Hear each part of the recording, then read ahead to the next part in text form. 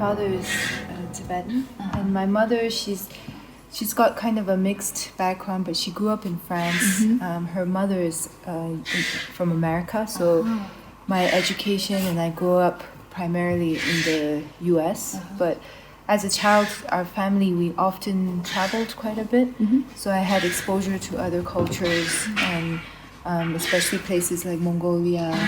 And so then from that kind of put inside me the want to travel and the want to go out and do something later on in life. Our first way was because my mother, she grew up in France, then she had friends and connections in Paris. So she would do a lot of working with agents over there, going to meet fashion houses, and I would be primarily here. And then what we would do is first we realized that we have this incredible product, but the price was quite high because the raw material and the labor costs were high. The price was high, so we had no brand recognition, and I mean at the time there was no internet even, so it was impossible to kind of spread the word out and show who we were. So the only thing that we could do was try to get bigger brands to notice our product and really love the product. So we had a lot of clients, and we would every year we would present 2 collections to them, and then their designers would come and they'd make some modifications, and then they would order the samples. It was not so stable because their designers change. Sometimes the designers love the product, but then the accounting comes from behind and says it's too high, and then the euro started to fall, and then so it wasn't very healthy to have a business where all your income was in euro, but your expense was in RMB, and RMB was going up. And as early on as 2012 that we needed a strategy going forward that was more direct sales through our brand. So at least eventually your own company is in your hands. It's not so much that if a company is not successful, then we don't get the order. So it's too dependent on the success of another company. Right now, we're more like in the teenage phases of our identity. So we're always questioning ourselves: who are we? What are we? Our identity? How would we best present it to the world? And we have so many things to say. How do we say it most effectively, efficiently? So we're still in those stages. Yeah.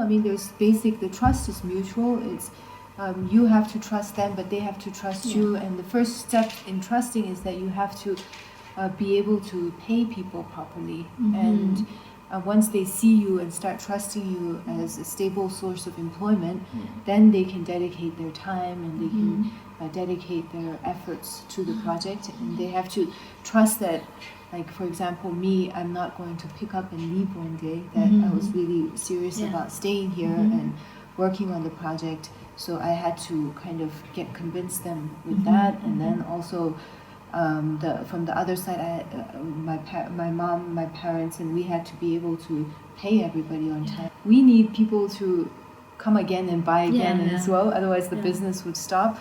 But at the same time, we're very conscious and aware of how much garbage there is in the world and how much cheap clothing. I mean, I have this problem, especially with my children. I have 3 children, and they grow so fast, so you don't want to buy like very expensive clothes because they're going to grow out of it. So then you go and buy the cheaper clothes, and then within a month they have a huge hole in their knees, and then in the old days you would mend it and do that, but nowadays you just throw it and you can afford to buy another one. And then the guilt that I feel from that is just, if that much is piling up, then if you think of in terms of globally, how much garbage must be just accumulating through clothes and waste and all that. So our products are of good quality, so that means that they would last a long time, and they're very classic, the design, and they're very timeless. But even if through one person we would love them to become a regular client and come back, but it doesn't mean that they would throw away the thing that they bought, not like my children's clothes where it has a tear and you have to throw it away. But with our scarves, it just becomes more of a collection of scarves. It doesn't accumulate to garbage, and even if you get tired of it, it's still such a valuable thing that you would give it as a gift to your daughter or to your friend, or you say, okay, I wore this so many times, now you can wear it. It's still in perfect good condition. So it's that. And then, but at the same time, we also want to present ourselves as fashionable too, because if we're not fashionable, then people, it's hard to attract people, because that's the way the world is set up today. So we make it, so try to make it young and younger and exciting, but also, I mean, not too young, but still make it fresh.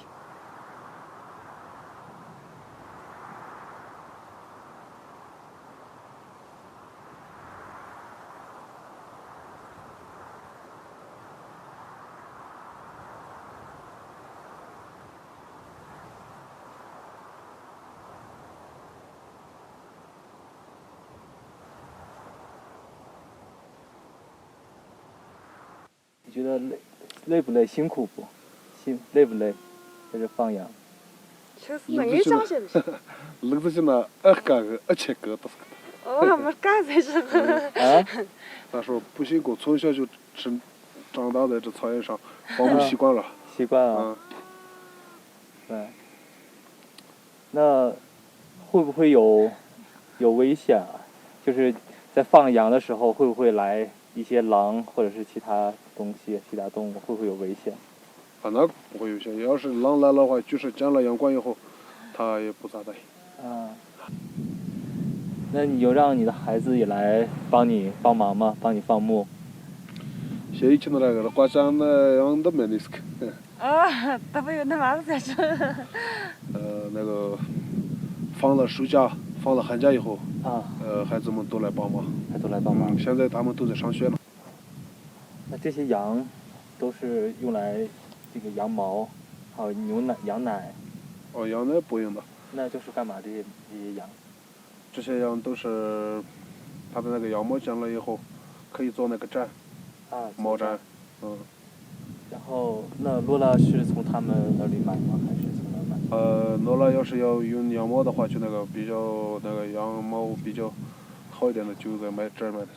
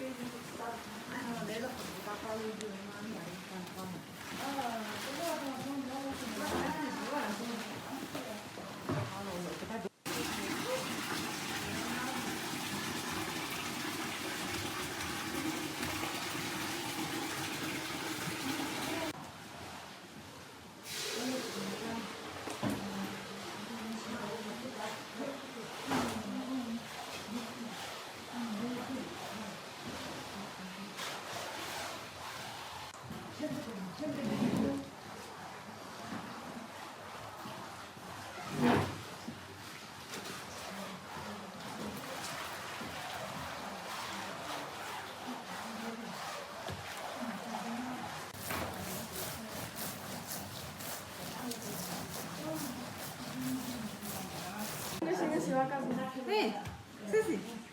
Ты не спрашивай. Хина. Ноги ты сосок себе.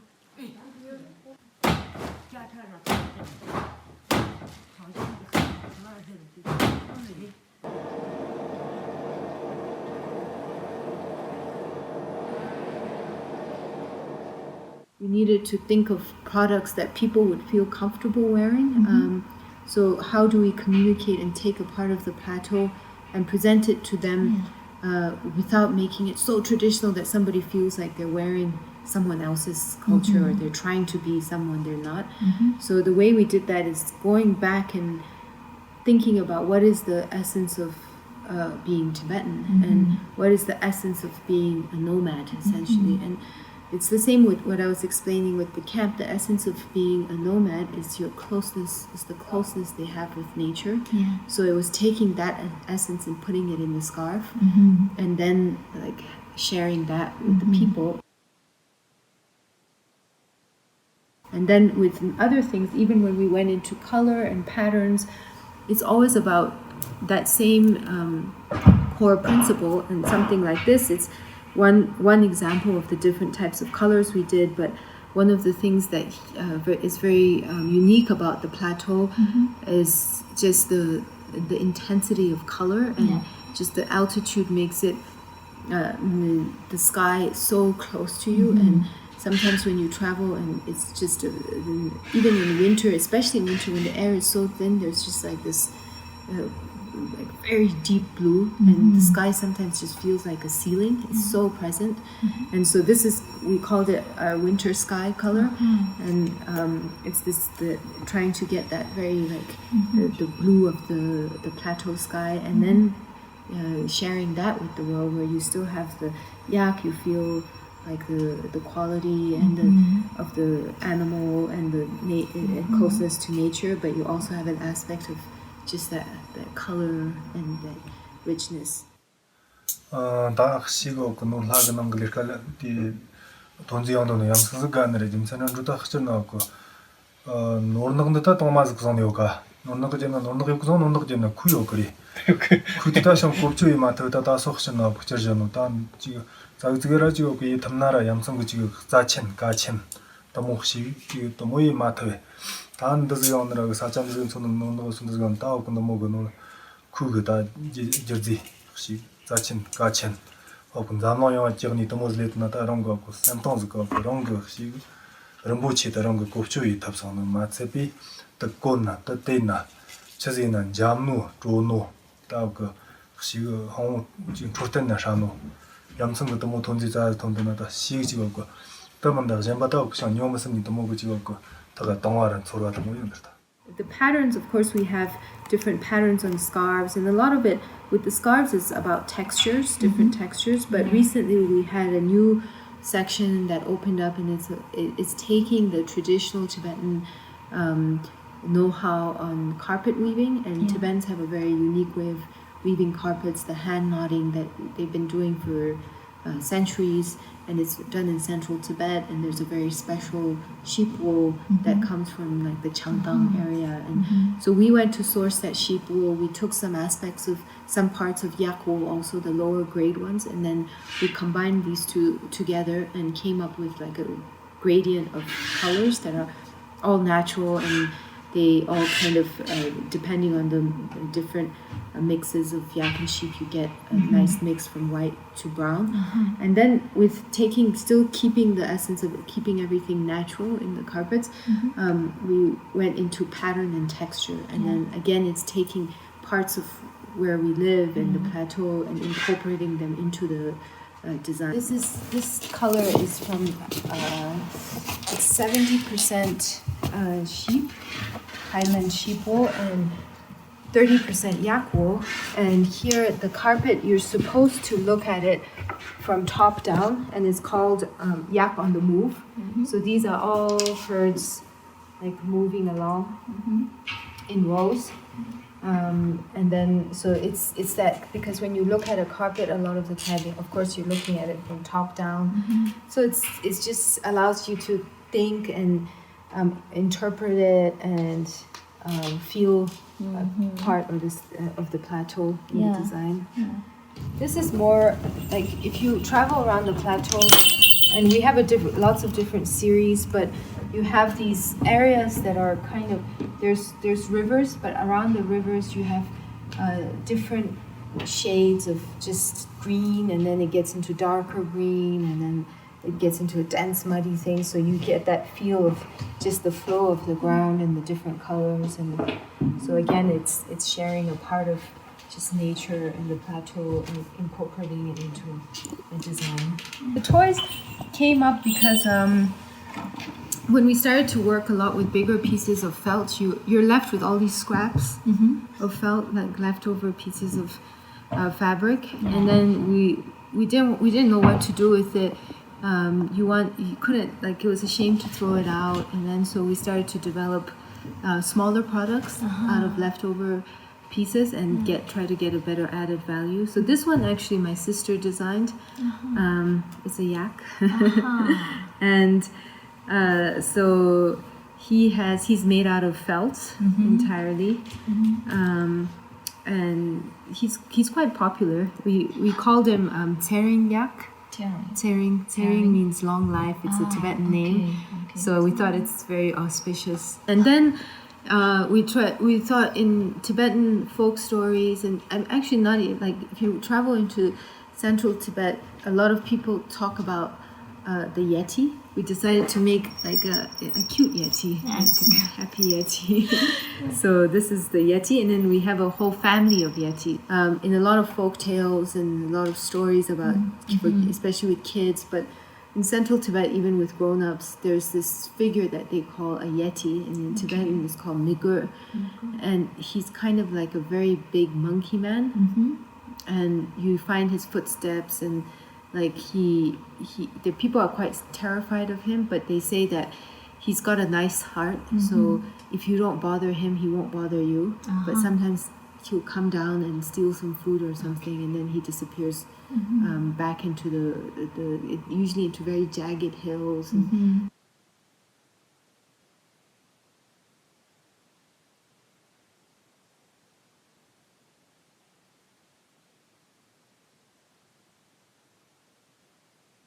Well, in a lot of ways, we try to explain, like, this Norlha is about taking the local people and bringing them to the world, because they have that. And then the camp is more about taking the outside people, bringing them into Tibet.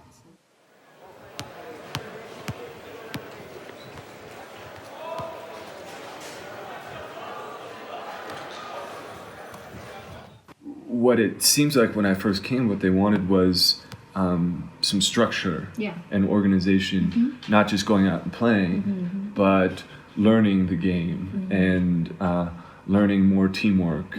And for them, they want to become a really, really great team. So I think that's why they, at least from what I've seen, they want to play not only from a physical side, for physical well-being and health, but also they like the sport, and it's an opportunity for them to connect with each other. Here in Rotoma, a very remote village, but now they get the opportunity to play in different cities in the area, and Labrang, Luchu. Very remote Tibetans can now come together and play basketball. And it also not only allows them to connect with each other, but with the rest of the world. I mean, my focus is really on the basketball, and the hope is to help support other people who are experts or at these other things. So like Andrew, he came in, and he's an amazing yoga teacher, an amazing cook. He loves dancing, he likes poetry. He started the yoga. So there's a lot of things we'd like to do, and our hope is, take things slow and let them, happen. And so we hope over time there's so much more we can do, and there's so many more possibilities, and it will just take time as we continue doing those things. Everything we do, it's all for a purpose within the company, if that makes sense. Because we as much as we'd like to do community work, we don't want to step outside. Everything we do is for the company and the community, but again, as one, as the more it's one. I mean, the first is because I don't know the language. There's a lot of getting creative in how to communicate, and so that requires a lot of patience.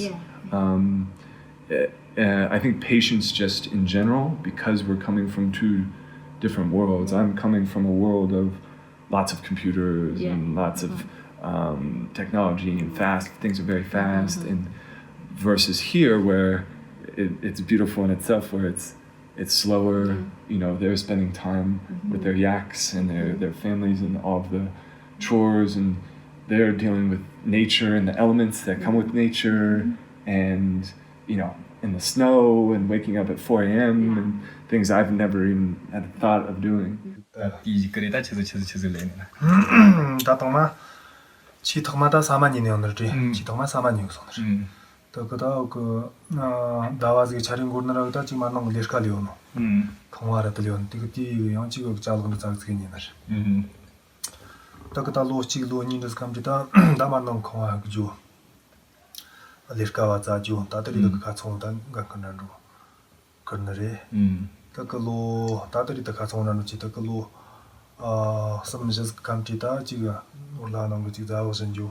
그걸라는 거 같이온 지쳐서 디 다와테 고모쳐서 건나 다그다지자 다그디 단지게 파표되고 그렇지 않나 그래서 좋지 다다지 나한테 고모 다르는 거 자오 같이온 심대는 그다 니또 지금이 직직직니 그런다 다 놀라지 그 양적 공간은 그런 거지 다그다 지금 놀라 양적 고다라는 거 지금 정권 그디 베이징 그 장지 그 같이 모티티 양적 이런 거좀 그디 롱고 디 니동 호일롱나 지고 그디 도스그 로공데 자파가 샤카치모즈고 사마가 샤카치모즈고 자르니 지기 샤카치모즈고 양근 득정가 샤카치모즈고 같은 차르제즈나 되게 대체네 돈 되게 대체는 그 따로 지는 거 못을 챘는다 다와리리리리리 로송도 같은 그래 파표도 나는 되게 대체네 그래 이런 정관 되게 논지게 되진다 도둑나라 되지니 영어로 다 내가 된지 동안도 되진다 장난 뭐 그래 단디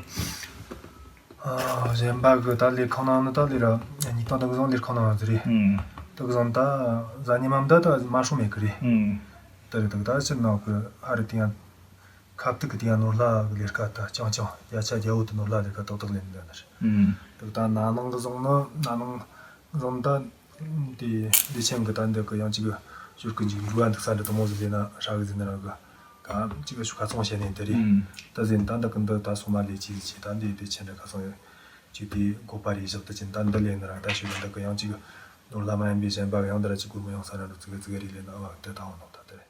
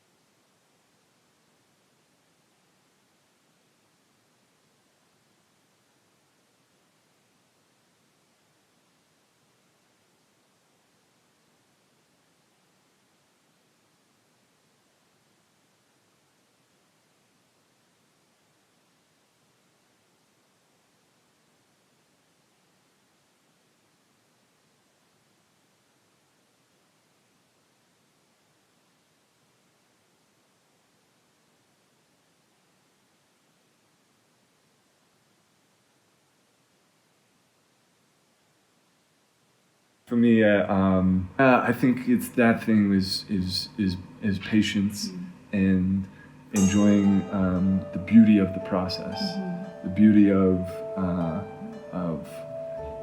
exchange of ideas and ways of living, me teaching things and then them teaching me, and understanding also of how important conscious capitalism is in terms of the products that are sold out there, how they were made and who was involved in making them, and were they treated fairly and treated right. Everything doesn't have to be, it tends to be in this, in the West, in consumerism, where the end user just wants everything cheap, and the owner is making all of the profits, and they're billionaires. But what about the middle people? What about the artisans and those people? So really, and it doesn't have to apply to just textiles or the fashion industry. All industries can move towards more conscious consumerism, even as the consumer, to think more consciously about what we're purchasing and how important it is for a community like this. So I'm very lucky, and I hope I can be here and help out as long as I can, knowing that, again, hopefully someday it's all ran by